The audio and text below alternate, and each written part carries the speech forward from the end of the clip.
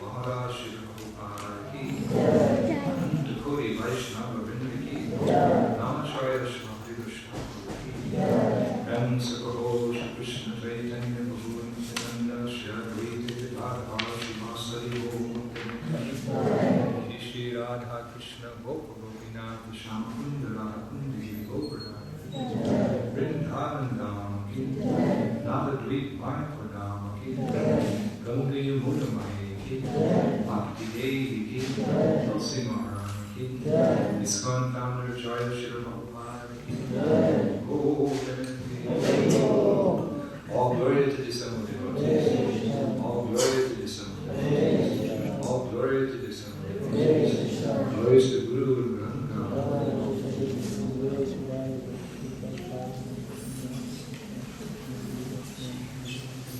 Good evening and welcome. Tonight we're reading from the Sri Chaitanya Charitamrita. This is Adi Lila 7.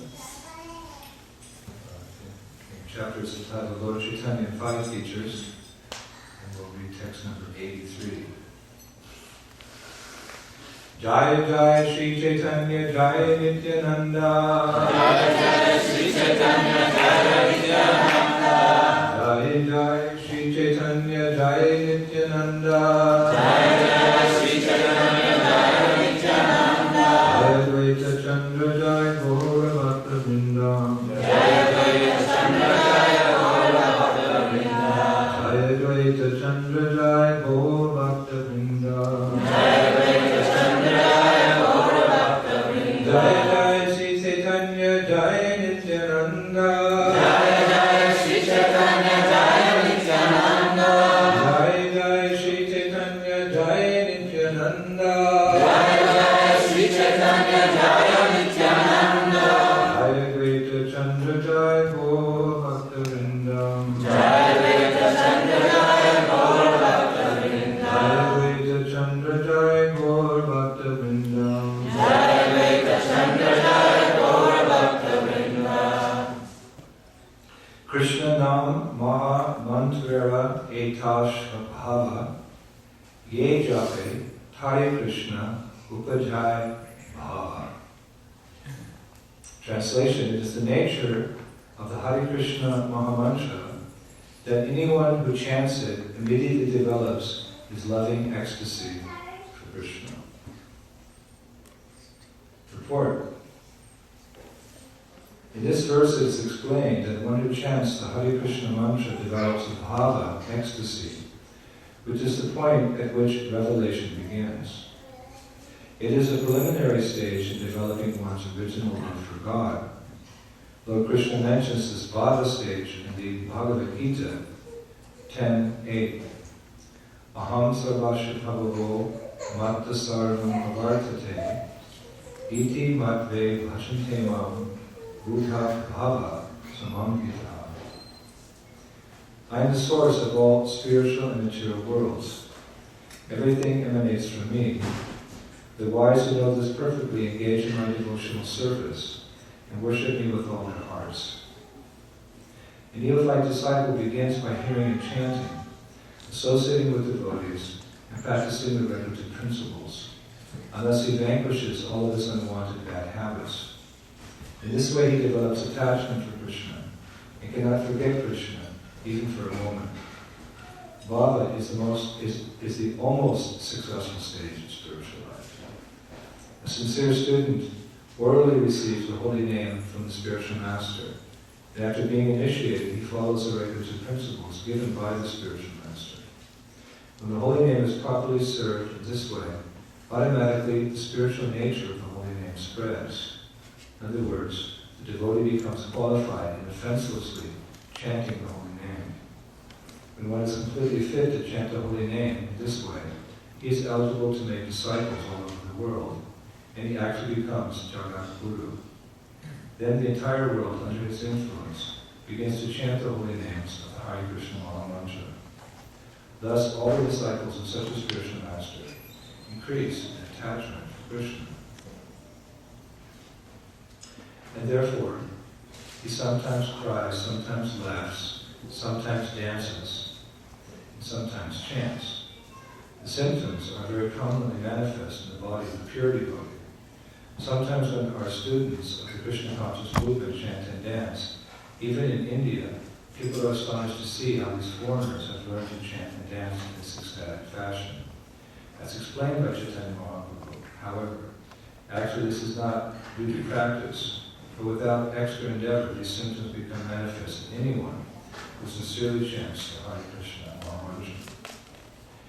Many fools, not knowing the transcendental nature of the Hare Krishna Mahamantra, sometimes appear are loudly chanting this mantra, yet one who is actually advanced in the fulfillment of chanting the Hare Krishna Mahamantra induces others to chant also.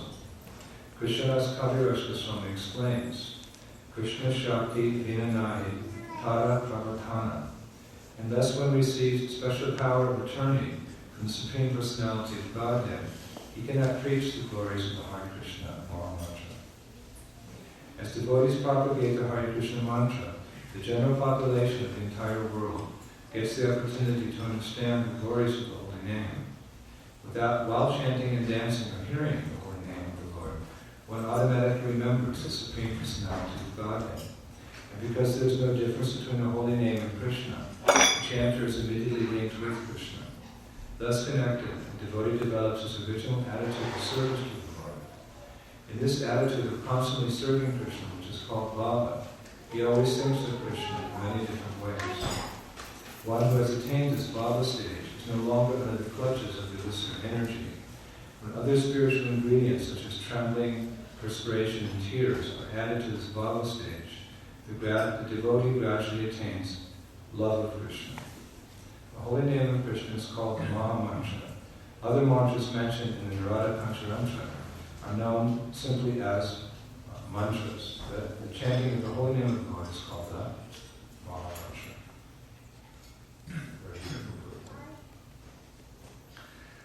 Om Agyan Smarandasya Hirangya Shalakaya Chuksul Meditam Jayanta Smaya Siddharvena Namaha Sri Chaitanya Manobhishtam Shvapatam Jena Bhutale Swayam Rupa Kadamayam Dadanti Shvapadantikam Jai Shri Krishna Chaitanya Prabhu Nityananda Shri Advaita Gadadhara Srivasadi Gaur Bhaktivinoda Hare Krishna Krishna Krishna Hare Hare Hare Rama Rama Rama Hare Hare.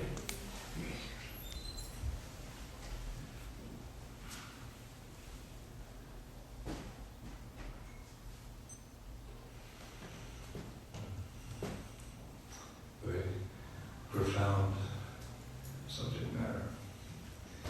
Yesterday we all observed the appearance day of the Supreme Personality of Godhead, Sri Krishna, in his incarnation as Sri Krishna Chaitanya Mahaprabhu, as Krishna appears in the Kali Yuga.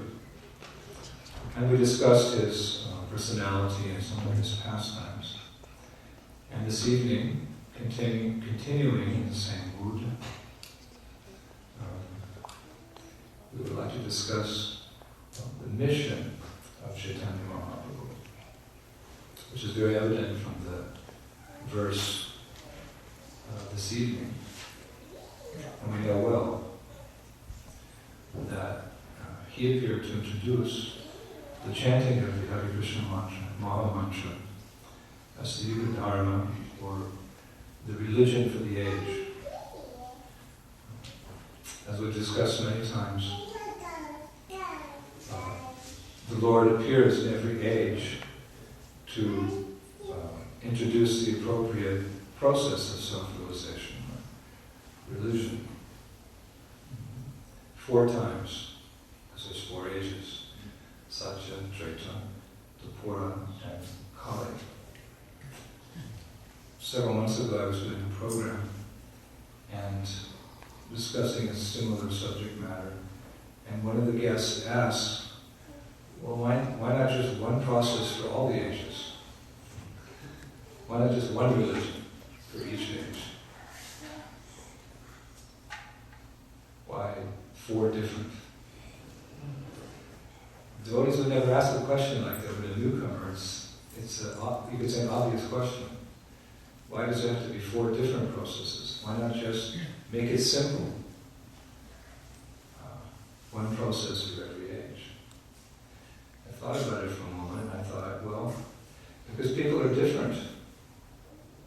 Even now in this world, we have many different religions because people are so different. There are different levels of spiritual advancement. So therefore, the adjustment has to be made. Actually, if you make a comparative study of the various religions in the world today, you will conclude, this is a very humble presentation, Krishna consciousness is the most developed, the most advanced, the most evolved. Because there's a whole culture that we practice in our Krishna conscious movement, from A to Z, from morning till evening, from our birth till our death. It's all encompassing. In fact, every activity that we perform has some spiritual purpose behind it. Even philosophically, our concept, our understanding, our realization of God is, we'd say, complete. There's no other religion which has such a detailed explanation of the Supreme Personality of Godhead, His name, fame, form, paraphernalia, and pastimes. You ask anyone in this world what is God, and generally they'll just reply, He's God. But the goal of religion is love of God, that we all agree on. And to love someone, you have to know every detail about them. That's why a woman chooses a particular man as her husband, or a husband chooses a particular woman as his wife. Because the detail. In the same way, to love God, you have to know all the details, as we do in our Krishna conscious movement. Isham Sundara, Tvimanga Sundara, the beautiful threefold bending form, bluish black like the monsoon cloud. His beautiful black hair cascades down his shoulders. He has lotus eyes that extend almost to his ears. His lips are red like bimba fruits. His teeth are set just like pearls. On and on and on. His cloth, his dress, his Vaijayanti garland. This is the impetus of love. You can't love someone unless you know who they are. But there's different types of people in the world with greater or lesser degrees of spiritual interest. So therefore so many different religious movements. So similarly, different processes of spiritual life for every age, because people are different and adjustments have to be made. Bhaktivinoda Thakur once said that progress means making the necessary adjustments on the way to the goal. So as people change through the ages, the process is also adjusted by the Lord. Dhamantu Sakshat Bhagavat Pranitam. He looks at the situation, he makes the adjustment. Or you could compare it to disease. There's different medicines for different diseases. You don't just walk into the call it a drugstore. In Northern Europe they call it apteek. I think in England they call it chemist, so I get confused sometimes. When I'm there I say, can we go to the drugstore? We don't take drugs in my life. But here you call it drugstore. Drugs, my own country. So you go in and there's a variety of drugs, medicines. So yes, Long's drugs I see in California. There's a variety because the diseases are so different. The material life itself is compared to a disease. Everyone's diseased. I'm not diseased. Material life's a disease, but I'm not diseased. I'm healthy right now. Yes, sir. What is the symptom of disease? What is the common symptom? A suffering. Are you not suffering? No. Birth is suffering. Catching a cold is suffering. The flu, typhoid. Old age is suffering, let me tell you. As I mentioned, my weak knees. It's confirmed by several of my godbrothers on this trip. Maharaj, you mentioned your weak knees. How is this a problem? I can't hear so well. So, material life is compared to a disease condition. Although a person may not have a disease at any particular moment, still it's different because everyone is suffering. Everyone is different. Material life is a disease condition. So, as the ages evolve, the disease becomes more prominent, more profound. And in Kali Yuga, the disease is this heightened condition. Disease is also characterized by fever. So Prabhupada would sometimes compare material life to a feverish condition. People are feverishly trying to enjoy material life. Tataschanu dinam dharma satyam socham samadhaya Kalena Malinarajan Nam Satyayur Malim Shmiti. This is a scary verse.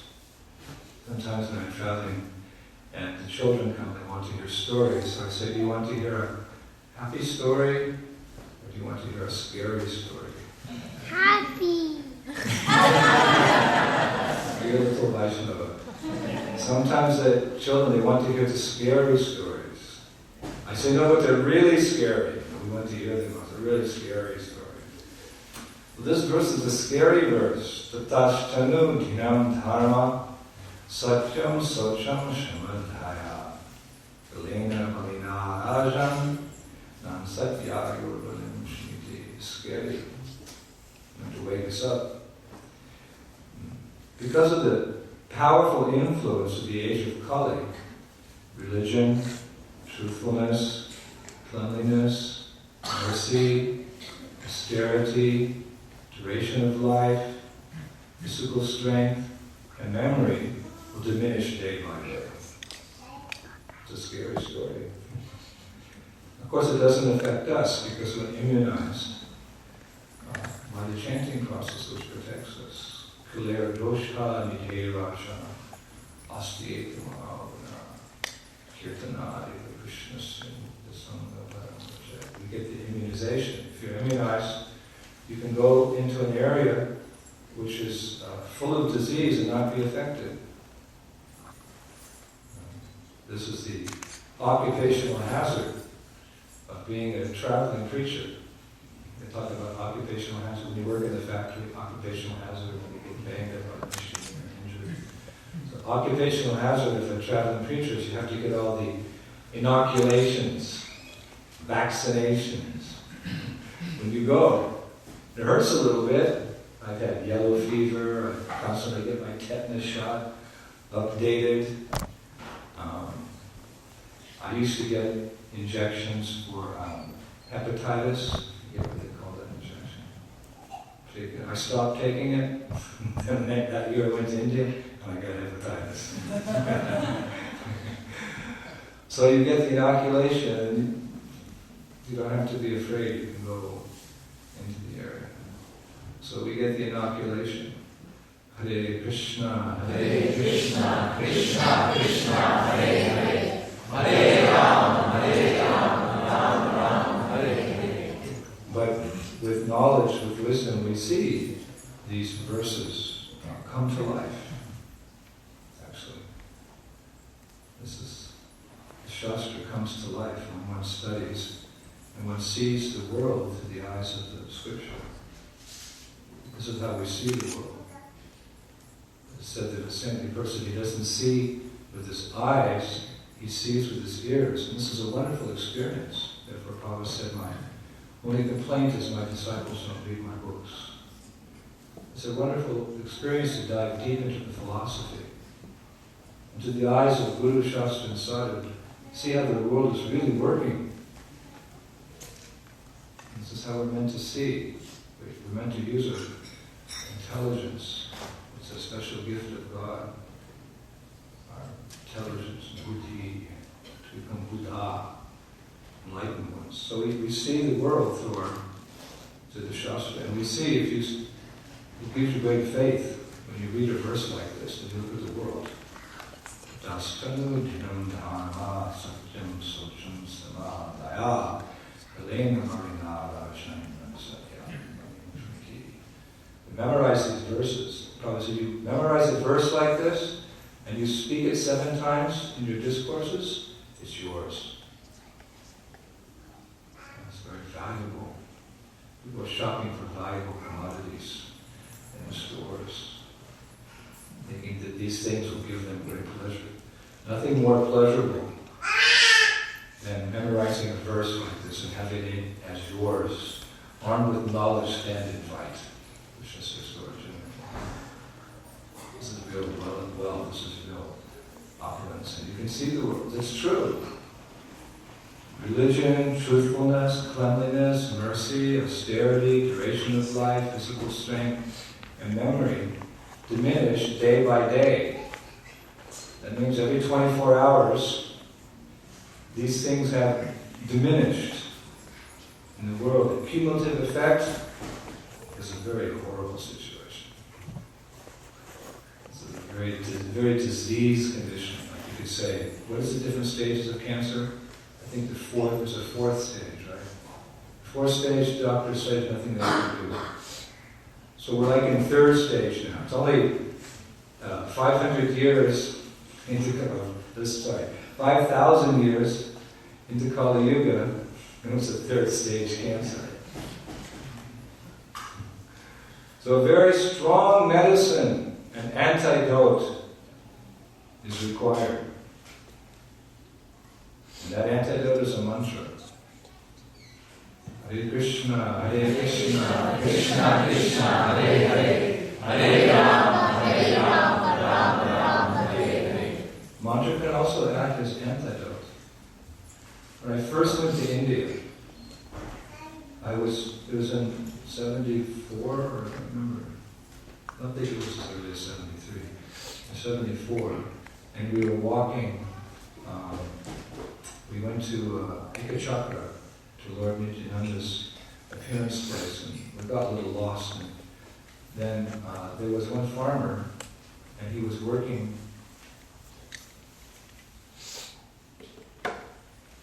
He was working in the fields, and he was bit by a cobra. And we happened to come by, and it was terrible. He was shaking, and he was foaming at the mouth. And then they called one Muslim man, I believe he was a Muslim, who chanted mantras. It was some person chanting mantras. They called him, and he came and he chanted mantras over this man. And gradually he became better. I was shocked. I was thinking, why don't they just take him to the doctor and get him an injection? But they chanted mantra, like strongly mantra. And as he was doing that, he was giving him neem leaves. He was having the man chew on neem leaves, and he was half conscious. And they were translating for us, and they were saying, so he said, so how does it taste? And the man who had been bitten by the cobra, he was saying it's tasting sweet. I didn't get it. But then as we were there like an hour, just fixed on this whole thing. It was like, oh my gosh. And then every 10 minutes you give him the neem leaves to chew. How does this? It's bitter, but less bitter. Yes, less bitter. Oh, excuse me, sweet.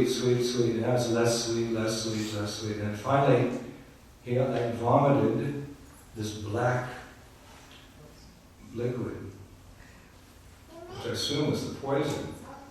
And then he gave him the neem leaves. He said, how does it taste? He said, now it tastes bitter. Because the poison was in it, was such a poisonous thing that bitter neem leaves tasted sweet. And then when he vomited the poison, then the neem leaves tasted as they are bitter. So that the fakir, he's cured now. So I was amazed that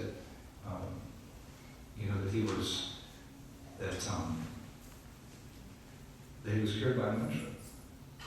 And even today, in Bengal, is still a tradition if they have someone qualified like that. So it gave me faith that disease condition can be cured by mantra.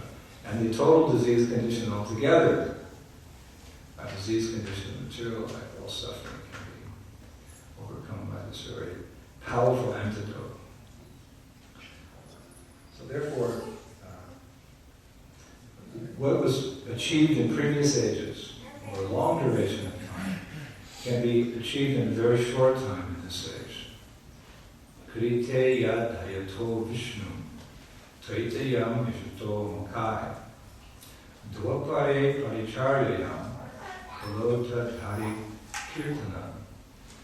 Whatever result was obtained in the Satya Yuga by meditating on Vishnu, in Treta Yuga, by the performance of sacrifices, and in Dwapara Yuga, by serving the Lord's lotus feet, can be achieved in Kali Yuga just by chanting Hare Krishna. As you know, the duration of the time was 100,000 years, and I think the next process is 50,000, 20,000. So what that can be achieved in this age in 100 years. What fool would not take up this process? When you're in a painful condition, the main thing in our mind is to get healthy again.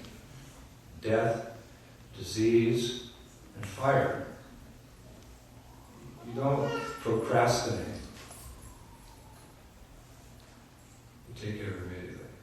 If there's fire, no matter what's happening, it can be the presidential inauguration next year on the steps of the White House. If the White House catches fire, everybody runs. They try to put it out. Death. The body, if someone dies in the evening, our tradition is that he's cremated by sunset, sunrise. Someone dies during the day, it's cremated by the... Take care of it immediately. This whole thing of keeping the body in the cooler and the freezer and the autopsy and the investigation. Done with. Life is finished.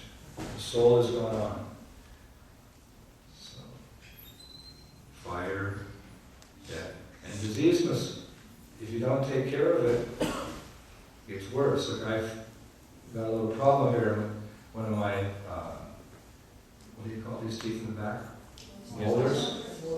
Yeah, I started noticing a little pain there a couple of, 2 weeks ago. Biting, I couldn't chew on that side. Now there's like a little pimple on the gums, which I investigated on the internet. The doctor said, if there's something wrong, don't go look on the internet. Come to see us. Don't speculate, But I looked, and that's the pus that is forming underneath, and it's coming out of the gum. Now it really hurts. And I got a bigger problem now. I know. Now I'm really afraid to go to the dentist, because I know it's going to be not even root canal, because those teeth have been removed, and I have false teeth there. So under the false teeth, there's some trouble brewing. And I'm scared. Is there a dentist in the house? Oh boy. So the longer you put it off, the bigger the problem becomes. So we've got a problem here. We have a problem. We're in this materialistic way of life, in this material world, and things aren't getting better. They're getting worse. Even as superficially it appears, the economy is going to improve, or, we've got iPods now, and we've got, Macintosh, which is better than PC. We've got everything, but it's all superficial. I've got the false tooth, it looks okay, but underneath the problem's brewing. People are procrastinating, they're putting aside the real business of life. When Indradyumna Muni came to visit Maharaj Dashrath in the palace, Maharaj Dashrath, of course, is the father of Lord Ramachandra. So Indradyumna Muni came to visit him, as sadhus do. They go to the homes of householders or kings, and on the plea of begging some milk, they actually come for the purpose of enlightening the poor householders or kings or whatever. So Maharaj Dasharath, when he saw Vishwamitra Muni stir, is as appropriate. Although he was king, when the sadhu came, he realized the superior position. He said, "Sir," said Sadhu, "how is your endeavor to conquer over the repetition of birth and death going?" He didn't say, "How you keeping, man?" as we say in South Africa. "How you keeping? How's it going?" High five. "How's it going?" "Everything's fine." All right. How is your business to conquer over the repetition of birth and death? This is the real business at hand. We can't, because if the longer we procrastinate in this life or several lifetimes, the problem only gets worse. Because if we're not engaged in spiritual activity, we're bound to be engaged in material activity. No one is inactive. Everyone is active. Everyone has desires. So unless those desires are dovetailed, as they should be, in the service of God or Krishna, we're bound to be engaged in either pious or impious activity in this world. And it all brings a result. It's all accumulating, just like the infections accumulating under my chin. And there's going to come a point where I'm just going to have to take care of it. Maybe in Houston, or maybe in Phoenix, or maybe in San Jose. But you get the point. The real bit, we're all suffering. I don't have a disease. Yes, but you're suffering birth, disease, old age, and death, and various. Well, you are suffering. We're in a suffering condition. Suffering needs to be. Take care of the problem now. Alleviate it. In this lifetime, this is the real business. And the medicine's at hand. And it's not so painful as getting an injection like I'm going to have to get. This is sweet medicine. Like when your children are there. The doctor, he takes the pill and he puts some sugar coating on it, then he gives it to the child. It's not so bad. God is very kind. We don't have to take the bitter pill. It's sweet. Madhur, madhur, madhur, bhaje. The sweet chanting. Hare Krishna, Krishna, Krishna, Hare Hare, Hare Ram, Ram Ram, Hare Hare. It's very sweet and potent, because the disease is so developed now. We've been procrastinating for only God knows.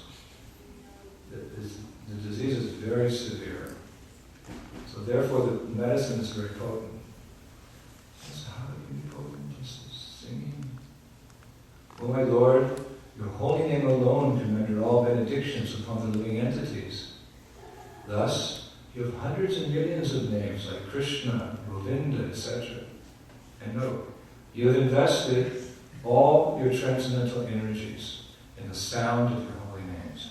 You have made approach to you very easy.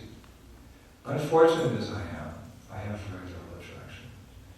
That's such an important verse, philosophically. You invested all your transcendental potencies in the sound of your holy name. Condensed.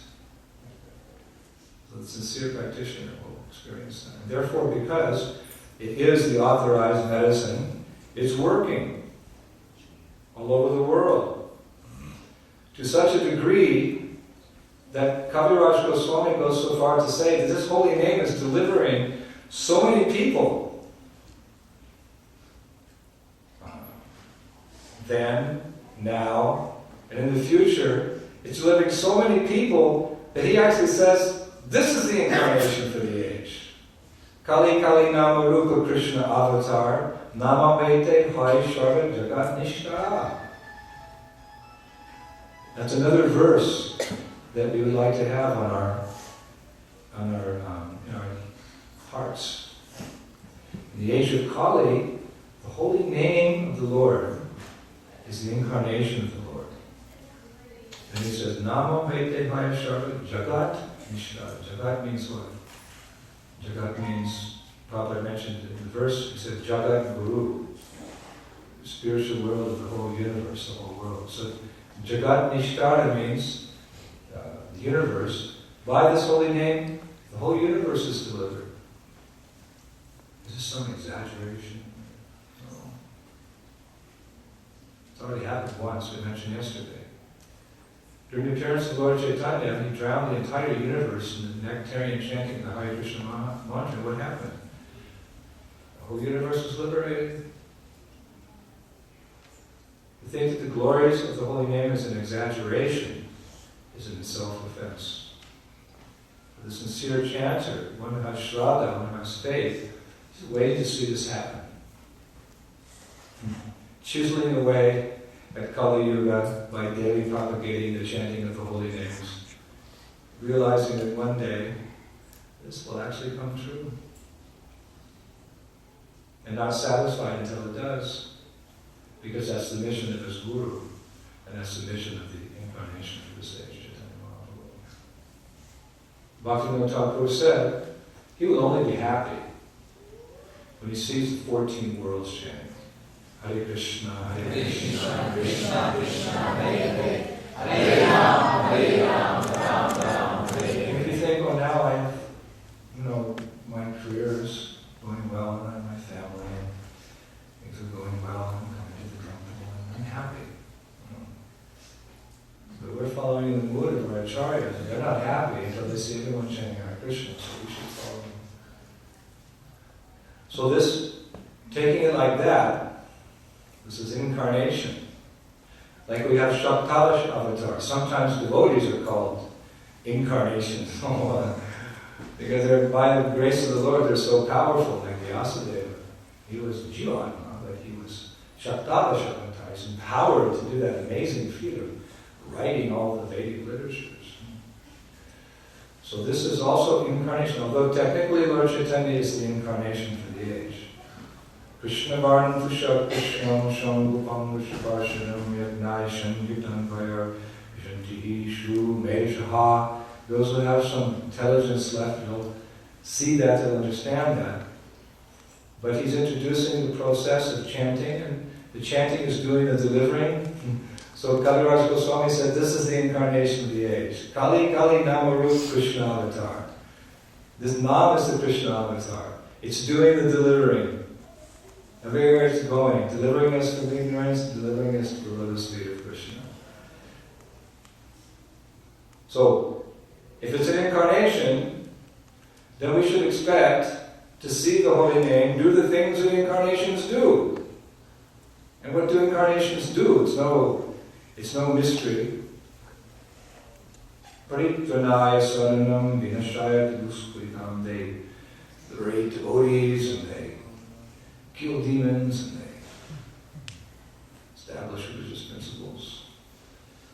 So,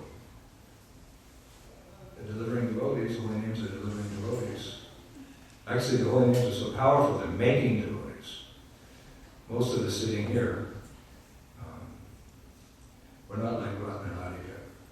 She's born Vaishnavi, and her two illustrious sisters, Chintamani and Sitarani, they were born devotees. They're like following in Prabhupada's footsteps. He was born and he said, I don't know what is sin. I told her the other day, have you ever had a bad thought in your mind? Such a pure young lady. She blushed, embarrassed. Most of us, we were in the right place at the right time. We may have been doing the wrong thing in the right place at the right, as the Sankirtan. Sankirtan probably came by, was swept up in the ecstasy. So the holy name made us devotees. I remember recently my god sister Sitala, she was reminiscing when we were in Jagannath Puri about her early days in Krishna consciousness. And then she embarrassed me. I actually shouldn't speak about herself, but anyway, this is... she was telling, and I was sitting listening, she was saying that she was recounting how she made me a devotee. How I was coming to the temple, and she would play a trick because the devotees, there were devotee plates and there were non-devotee plates. And believe it or not, the devotee plates were huge and the non-devotee plates were small. Because they just figured, what they said was that they may waste the prasadam because they may not eat it all. What I really think was happening was we ate pretty austere during the week, so the Sunday feast, so it was a big plate like that. So as soon as I started coming, then she started giving me the devotee plate. And it worked. And it's still working. My only hope. Especially staying where I am. Into Nana's house there, his wife. I wrote in dedication to the diary book I gave her. I said, to my favorite cook in the whole wide world. I'm telling you, I travel all over the world. I've never had prasadam like that. I said, I feel like I can live forever if I keep eating this prasadam. I said, I might even go back to Godhead. So she was saying that next day after I joined, I went on, shaved me up and put on the white cloth and went on Harinam. So then she was reminiscing, she was saying. So then Maharaj, on the way back from the Harinam, back to the temple, I asked him, I said, how did you like the Harinam? And he replied, it was so nice, it was so much fun. I could do this for the rest of my life. So I'm doing it, but I'm doing it imperfectly. But my point is that it's the holy name that swept, because all of the Lord's transcendental potencies are there. His opulence, his name, fame, form, paraphernalia, everything is done. So, obviously, the holy name was fulfilling that activity of the incarnation. And we discussed how the holy name kills the demons. We won't go into detail on that now. We explored that. When we speak, it's like exploring all these things. It's so wonderful to have our philosophy and see these truths from all angles of vision. It's like swimming in the ocean, diving and surfacing. The philosophy is like that. And our movement's the only movement that has real philosophy. There's no philosophy in the material world. Eat, drink, and be merry, for tomorrow you die. All their philosophies are connected to that motto. And spiritual philosophies pale in comparison to the deep philosophy which Gauranga Mahaprabhu has given, elaborated on by the six Goswamis, and presented according to time, place, and circumstance by Srila Prabhupada. That's why we enjoy these discussions morning and evening. You ask anyone else to speak on it, any spiritual subject matter, they can't say anything, or they just go on, and so much nonsense is coming. But we have such depth of philosophy. So we discussed how this chanting destroys the demoniac mentality. And we're to keep chanting, because there's so much mundane talk going on. Bhagavatam says that the materialistic person has so many subject matters for hearing about. The subject matter of Krishna consciousness rarely comes up.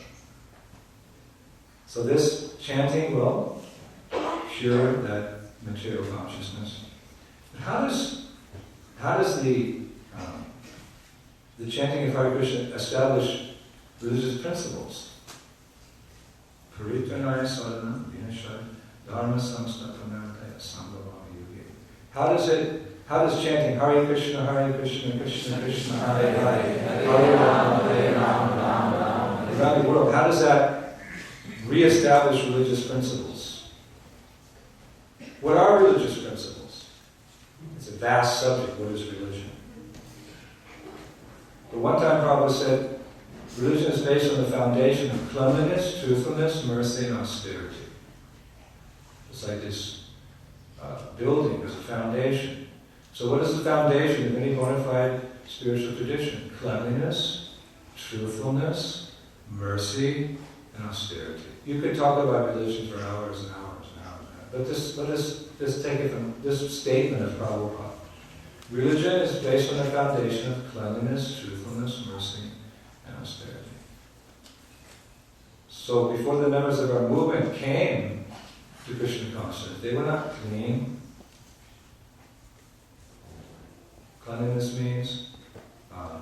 outwardly and inwardly. Of course, we did have some gentlemen come, some intelligent people like His Holiness Giraf Swami. His father was encouraging him to get an education in law, so he was nicely dressed and intelligent and presenting nice questions. But the others, like myself, he was East Coast, I was West Coast. He's a San Francisco boy in the 1960s in high school. You just put two and two together. Babylon Ballroom, Jimi Hendrix, Smoking Dick, Grateful Dead, Janis Joplin. Got that part of the tape? So cleanliness means two things. Cleanliness means externally and cleanliness means internally. And you have to bathe. I once met a boy, he had not bathed in just under 2 years. And even I said, like, hey man, why do you bathe? I like to keep life's experiences with me. That's your philosophy? You're not going to make any converts to that philosophy. You're going to be the sole person in your movement. So bathing means, it means bathing once or twice or thrice a day. I think Grihastas bathe once, Brahmacharis twice, and Sannyasis thrice, because they're moving around a lot. To be very clean. But cleanliness also means cleanliness of the heart. It's just as the body, even after bathing, becomes impure due to contact with material nature, then the subtle body also becomes impure by contact with the most nature. What is the subtle body? Mind, intelligence, and false ego. You have to bathe the subtle body as well. If you don't bathe this body, then you'll get scabies and sores and all kinds of things. You'll get sick. You don't. Therefore, when someone said to Prabhupada, Swamiji, did you know that cleanliness is next to godliness? Prabhupada said, no. Cleanliness is godliness. And he said, therefore, it's in a place for everything, everything in its place. I walked into disciples' house the other day, Shama and Madhava Brahma, my disciples in Seattle. She's in charge of my tea ministry. I will, Shama. Shama. So I walked in their house, and it was just the perfect emblem of cleanliness. It was spick and span clean, like squeaky clean. And I looked, this is how, if you want to bring terror to the householders, and walk in the house and open the cupboards up. Sometimes you open it, everything falls out. Shamila and Maya, their house is intended with so nice. In such an environment, you can think of Krishna very nicely. This is why we have to elevate ourselves to the mode of goodness, because mode of goodness is enlightening, illuminating, Prabhupada said. You can see things as they are. So we have to be brahmanas so that we can think of Krishna. So, but you have to constantly, not that they pick up the house and clean it just before the Guru comes. No, I heard that every day you go to Madhava Grandi's house, Shamala's house, you'll see always bucket cleans. So, but you have to clean, otherwise disease will come, rats will come in the house, cockroaches. So every day you have to clean the heart. How do you clean the heart? Cheto, dharpana marjana, with mantra. Hare Krishna, Krishna, Krishna, Hare, Hare Rama, Rama. And how do you feel after a bath? You feel refreshed, isn't it? Like, lots of times I'll take a bath, I may not be dirty because I haven't gone outside, but I need to be refreshed. I'm coming to the class, so I take a bath and I put on fresh tilak and fresh cloth, and I come refreshed. So you also feel spiritually refreshed when you chant. And this can be experienced by the practitioner. Those who are not chanting, they cannot understand that. You can understand it just by philosophy. These things are practical experiences. You can experience. It's like a man who's just eaten a dinner. You can't tell how he's satisfied. Only he knows. Like today, I ate 4 big waffles for breakfast. And this afternoon, I had a huge plate of spaghetti, cheese balls, carrot cake, and I am full. Maybe I don't look full. I know I'm full.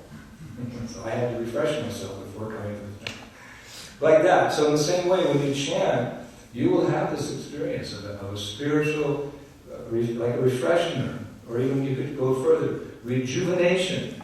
You feel rejuvenated. And therefore you become attached to that condition. Just like one who was once in the mode of ignorance comes to the mode of passion and comes to the mode of goodness. He experiences the benefits of being in the mode of goodness. It's illuminating. He doesn't want to go back to the mode of passion or regress to the mode of ignorance. Even though there may be some tendency like that or bad association, careful to keep himself always in the mode of goodness. So one who comes to the stage of Shuddha Sattva, with the mercy of the Holy Name, experiencing how nice it is to be in Krishna consciousness, even the initial stages of Krishna consciousness. He doesn't want to revert to his old habits, his old conditioning. Therefore, he's very careful to chant, to follow the regulative principles, to keep good association with devotees, to participate in the temple activities, to behold the divine form, Radha and Krishna. Very careful to protect that clean condition.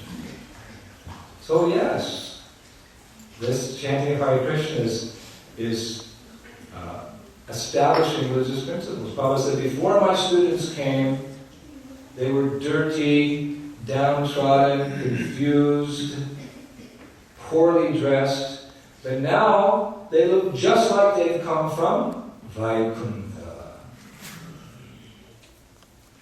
They look just like they've come from Vaikuntha. Kuntimala, dhoti, sari, shaved head, let's see, household activity. Nicely clipped hair. Like this. This is refreshing. And people will note that. How nicely the devotees are dressed. The day, remember we were visiting,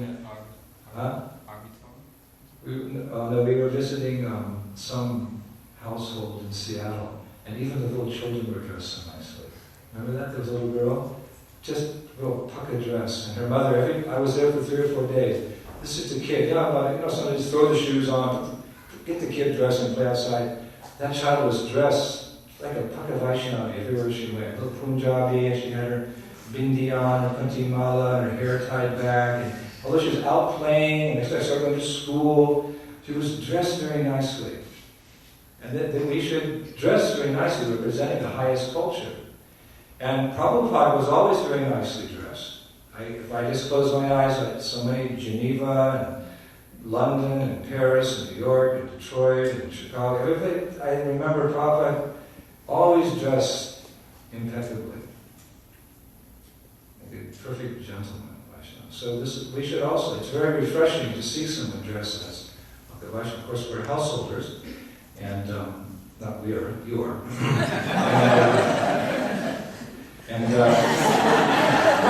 So you don't mind, but you should dress like ladies and gentlemen also. Now they have the fashions. I saw one boy yesterday. He had those big shorts on. They were like gigantic. I said, "Are those your dad's?" They might. You don't know what's cool, Maharaj. And this is the way the kids dress these days.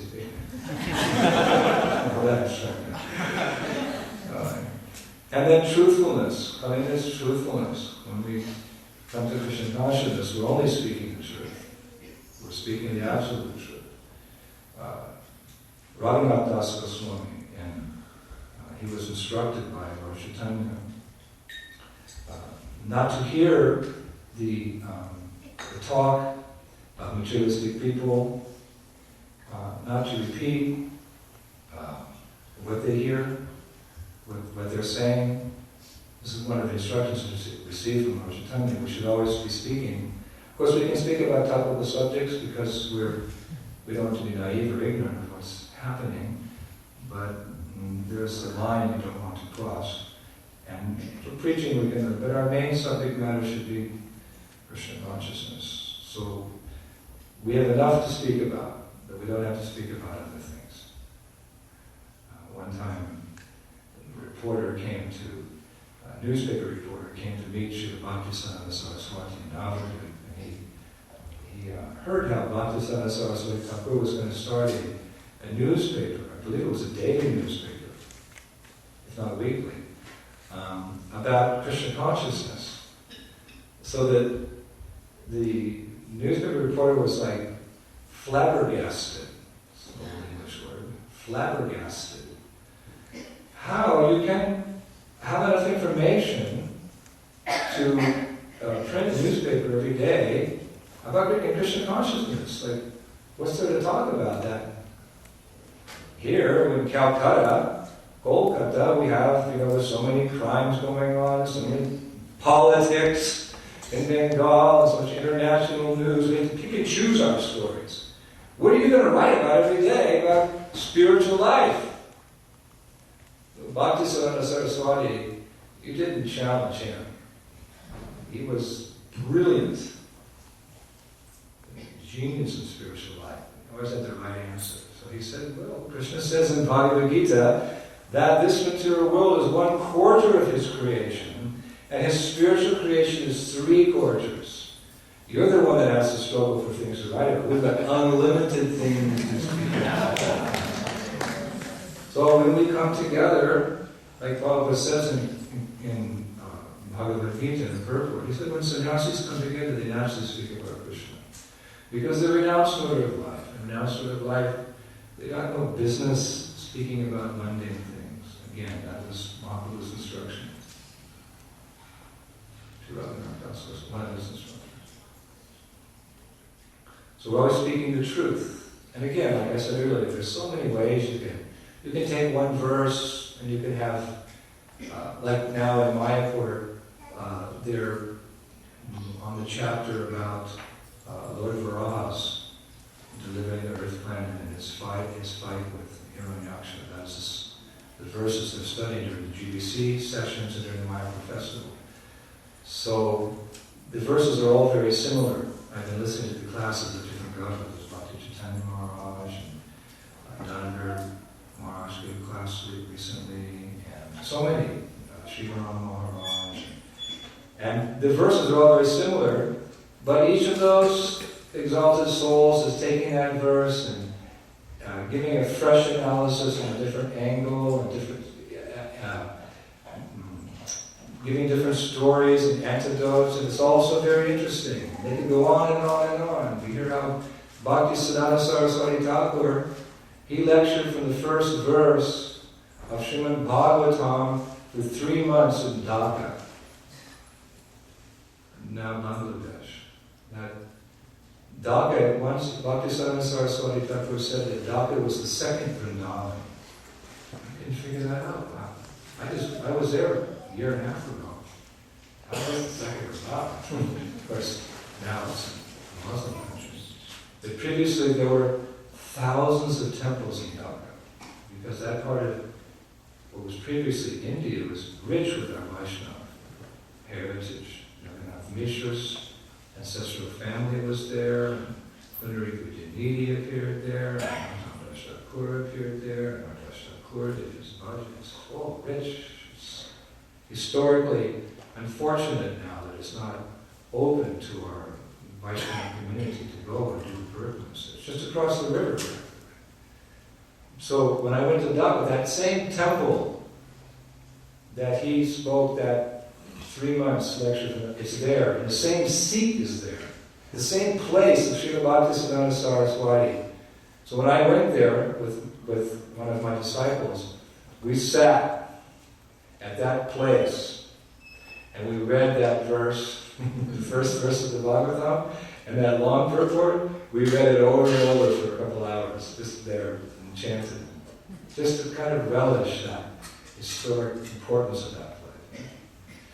So, my point is that we have no dearth of things to speak about in Krishna consciousness. So truthfully, in mercy, before we thought mercy was like, giving food to the poor and giving clothing to the fortunate, and that, my parents were fairly well-to-do, and I remember them talking about which charity they should give to. But Prabhupada described this type of material welfare as like blowing on the boil. It just relieves the pain a little bit. People are suffering because of their sinful activities, so better is to teach them how not to live a sinful life, how to live a Krishna-conscious life, free from sin, a pure life. This is real mercy. So this chanting has brought us to the stage of giving. We've received mercy, and now we're giving mercy. And austerity, yes, we're practicing severe austerities, very severe austerities. We've given up eating corpses, dead bodies, and we're enjoying Majumali's deliciousness. Oh my God. Chanakapana says you shouldn't, logic means you can only give up something if you get something better. So we've given up unmentionable food stuff, not only for the better, but for the very best here in Dallas. I can say that the feast yesterday, I was eating the feast because I was a little ill, so I went back, and they brought the feast, and I said, geez, I just wish the devotees could have this prasad. And they said, no, this is the public feast. Oh my God, this is a public feast? Wow. You're very fortunate. So I do see some big men around here. I also put on a couple of kilos since I've been here. I'm going on the firewater fast tomorrow, which I usually do at Glories ceremonies in June. No, like that, prasad. So, yes, we have the holy names. I have reestablished religious principles. Therefore, the conclusion, yes, they are acting as incarnation. Therefore, but they're doing even more than just, as we developed that theme yesterday, how Lord Chaitanya not only delivered devotees and destroyed demonic mentality and reestablished religious principles. He gave love of God. So that we discussed how these holy names are awakening that love of God. So wonderful. More, we have a saying in the military, above and beyond the call of duty. Those are the heroes. The heroes are the soldiers who do above and beyond the call of duty, and that's no small thing, because when you're in war, it's a very difficult situation. Basically, you talk to any boy coming back from Iraq, basically they're just trying to keep alive out there and protect their buddies. Because when you get in a firefight, it's not, you can follow the manual, it's just all hell breaks loose. War is a horrible thing. So, if someone goes and does something above and beyond the call of duty, if he can go out and rescue someone who's been shot and risk his own life, and then, he gets a medal. So you could say this incarnation of Lord Chaitanya, above and beyond the call of duty. What is the duty of an incarnation? Rescue the devotees, destroy the demoniac, re-establish the principles of religion. Mahaprabhu did that. And besides that, he gave us love of God. This is the real treasure. Usually a treasure, just a few people get to enjoy the treasure. A few months ago, they found a Spanish galleon which was sunk off the coast of England. There was a rumor for centuries that it was there. By modern scientific equipment, they found that treasure.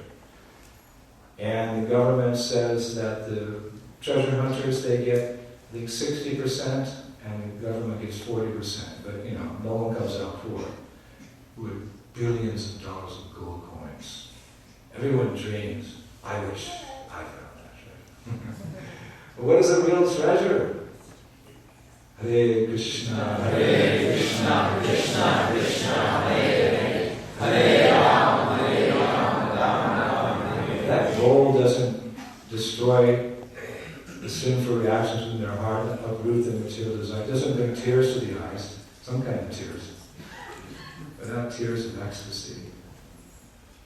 Not darshan with the beautiful divine couple, not the opportunity to mention some service and go over Vrindavan. No. This is the real treasure. Deep within our hearts, but covered by lust, anger, and greed, but chant, chant, chant, it all goes away. And then you can retrieve that treasure. Evam pratashva priya nama kirtya jatam nirago duttachit uchai. By chanting the holy name of the Supreme Lord, one comes to the stage of love of God. Then the devotee is fixed in his vow as an eternal servant of the Lord, and he gradually becomes very much attached to a particular name and form of the Supreme Personality of Godhead. As his heart melts with ecstatic love, he laughs very loudly, or cries and shouts. Sometimes he sings and dances like a madman, for he's indifferent to public opinion. So therefore, this incarnation of Lord Chaitanya and his introducing this chanting, this is something that no other avatar has done. And some of our acharyas are so devoted to Lord Chaitanya, they're just exclusive Gaur Bhaktas. Like Prabodhananda Saraswati. He's like a transcendental fanatic. He's just so attached to Lord Chaitanya. He said that in his Chaitanya Chandamrita, what benefit did the world attain when Lord Ram, Lord Nrsimha, and many other incarnations of God killed so many Rakshasas and Daitya demons? Just understand his mood. How important is it really that Lord Kapila and other incarnations reveal the paths of Samkhya and Yoga? How glorious is it that Lord Brahma and other guna avatars create, maintain, and destroy the material universes? How auspicious is it that Lord Varaha lifted the earth in the Garbhodak ocean?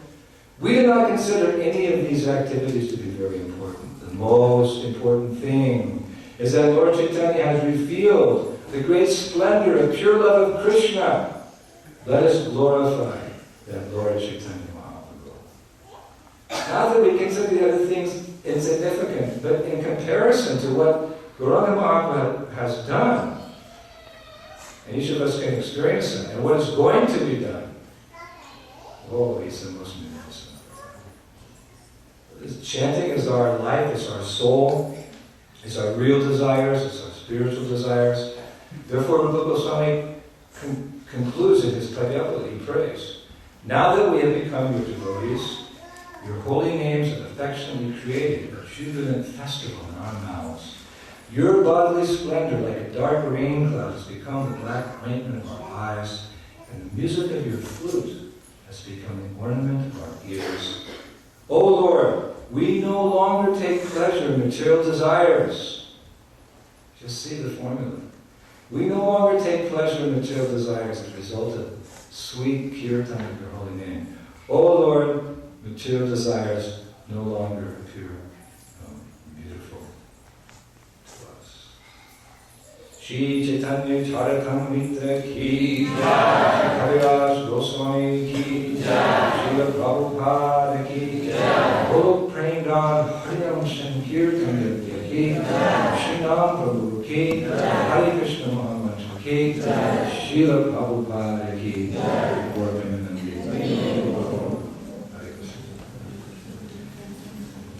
Before you all go, just one last note. We opened up on this note when we first came. We do have these diaries. They're nothing much, but with that you can travel the world. Most of you don't have that opportunity. You're grounded. I've always used to say you're grounded. You have your responsible families and responsibility for your families and homes, and it's a very beautiful community, but it's really nice to know what's going on around the world.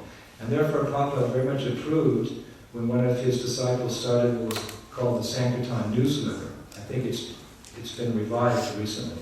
But in the heyday, I remember I just loved to read, because I was doing Sankirtan, book distribution. I used to love to read about the book distribution of other parts of the world, especially the Sankirtan stories, like that. So what we try to do in writing this diary is share with the devotee community the miracles that are taking place as a result of this holy name being spread all over the world. What is a miracle? A miracle means something that contradicts the laws of nature, essentially. So by divine intervention. So by divine intervention, the laws of nature are being contradicted by the fact that people are, due to their sinful activities, they're supposed to stay here for a long time.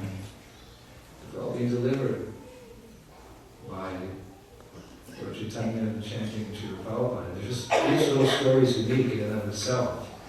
And we get to travel, we get to see that, and we like to write, and we like to serve the devotees by bringing these stories to you. So we keep the diary, and of course it comes out on the internet, but it's better to read a book.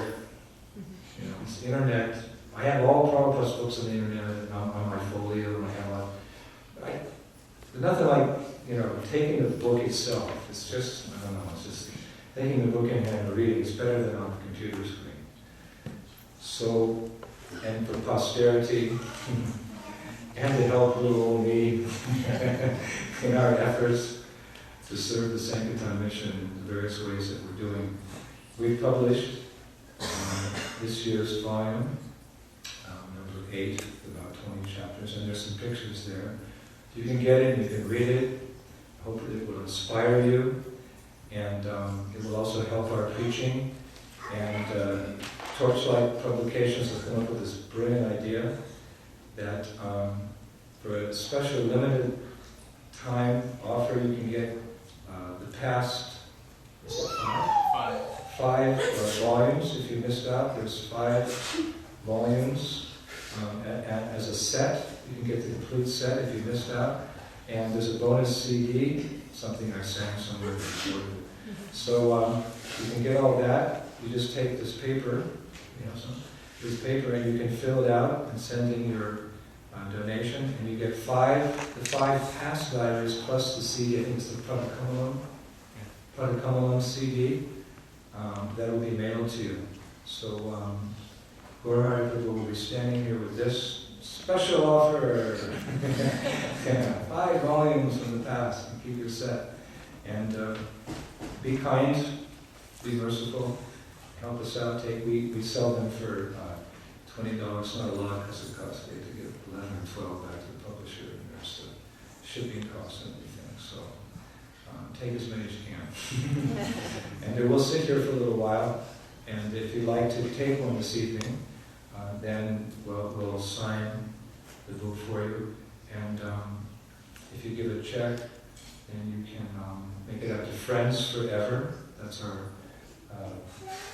tax-free